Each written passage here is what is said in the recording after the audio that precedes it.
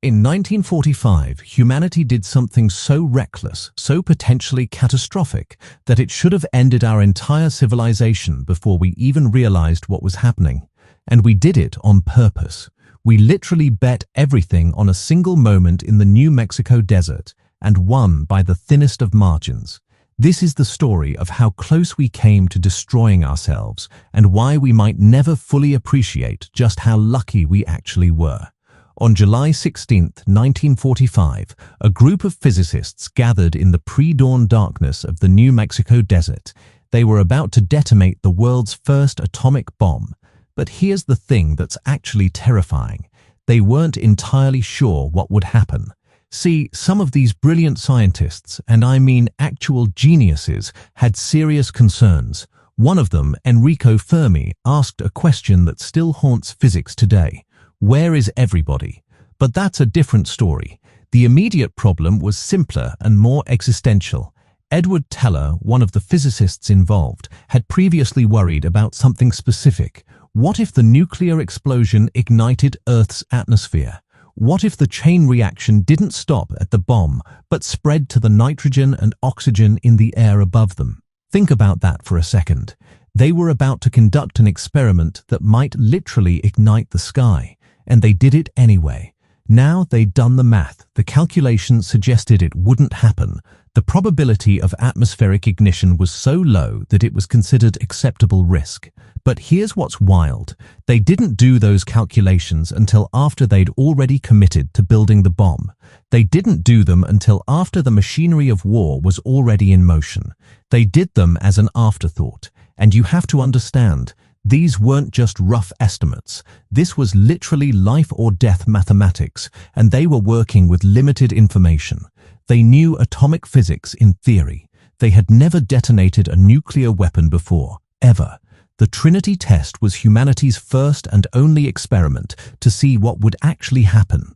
When that moment came, when they pressed the button and watched the sky light up brighter than 1,000 suns, there was a moment, just a moment, where the outcome was genuinely uncertain. The scientists watching couldn't rule out their own extinction until they saw with their own eyes that the chain reaction stopped. Robert Oppenheimer, the director of the project, watched it happen. Later, he famously quoted the Bhagavad Gita, "Now I am become death, the destroyer of worlds." People often think that's him expressing remorse about nuclear weapons in general. But what if it was something darker? What if it was him realizing in that instant that he'd just bet human civilization on a math problem and won? The truly bizarre part is that this wasn't even the end of the dangerous experiments. We kept doing them. We kept pushing boundaries that we barely understood. During the Cold War, the United States tested something called a hydrogen bomb. It was supposed to be about 3 times more powerful than the atomic bombs dropped on Japan. It ended up being 850 times more powerful. They were so wrong about their own calculations that they evacuated entire islands just to be safe. They were still surprised by how destructive it was. And then there's the part that really should keep you awake at night. We realized that nuclear weapons were so powerful, so destructive, that the only rational response was to build thousands of them. The logic went like this. If we have enough nukes, nobody will use them because everyone will die. That's not actually logic. That's a prayer disguised as strategy. This phenomenon even has a name, mutually assured destruction, or as it's more accurately abbreviated, MAD. We literally built a doomsday system and called it sanity. We created a world where peace depended entirely on the threat of total annihilation. But here's what's actually insane. It worked. For roughly 80 years, despite countless close calls, despite mistakes and miscommunications and genuinely harrowing near misses, humanity managed to keep its finger off the button. We got lucky. Again and again and again, we got lucky. There was the Cuban Missile Crisis, where the world came within hours of nuclear war. There was the time a Soviet computer system mistakenly detected an incoming American missile strike, and a Soviet officer had to make a decision that would determine whether billions of people lived or died. He chose not to retaliate. If he'd made a different call, we wouldn't be having this conversation.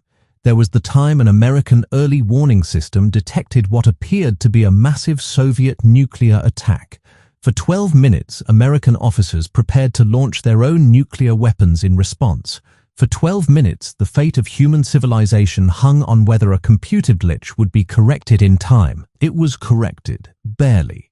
The point is this: the most dangerous experiment humanity ever ran wasn't just the Trinity test, it was the decades-long experiment of building a world where mutual annihilation was always just one mistake away, where a computer error, a miscommunication, a misunderstanding could end it all. And we didn't just do this once, we're still doing it. Right now, there are thousands of nuclear weapons sitting in silos around the world, ready to launch within minutes. The protocols that prevent accidental launch are robust, but they're not perfect. They've failed before. They could fail again. So what's the lesson here? It's that sometimes humanity's greatest achievements are actually our greatest gambles. We discovered how to split the atom because we were at war. We built the internet as a military project. We've stumbled forward through history, taking massive risks, often without fully understanding the consequences until it was too late to turn back. The Trinity test worked out. The Cuban Missile Crisis ended without nuclear exchange. We're still here. But every time we survived, it wasn't really because we were careful. It was because we got lucky. And you can't build a lasting civilization on luck. But somehow we have. And that's either the most inspiring or most terrifying thing about human history, depending on how you look at it.